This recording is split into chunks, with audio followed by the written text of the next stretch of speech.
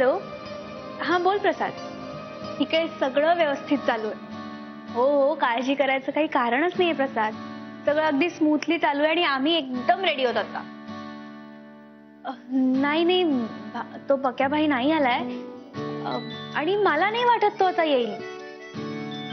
आपल्या पंढरीला घाबरला असेल ना. प्रसाद तू नको काळजी करू, सगळं काही नीट होईल. ठेव मग, बाय. तू त्याला सांगितलंस काही काळजी करू नकोस आणि आता स्वतःच घाबरलीयस. तू काळजी नको करूस, मी आहे ना. खरंच रुंदाताई, आमचा पंढरी लय झाक आहे.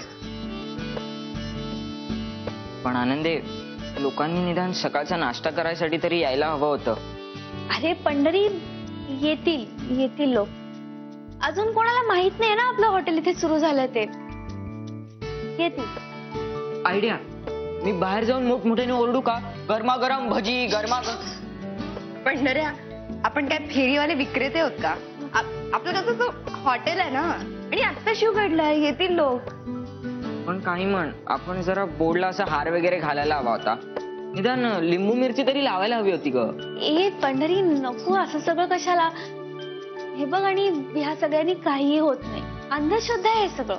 तसं नाही ग, म्हणजे असं लोकांना कळलं असतं ना की आपलं हॉटेल सुरू झालंय म्हणून. पण आपण काढली आहे ना रांगोळी दारात, आणि एक बाई आपल्याला विचारून गेलेली आहे. हा, पण आनंदे, आपल्या गावातले भारी असतं ना.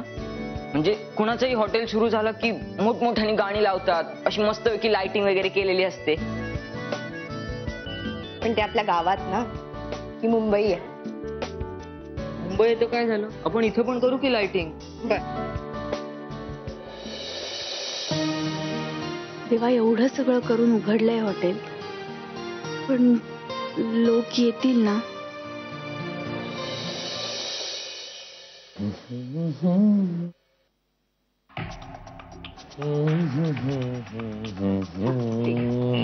हा,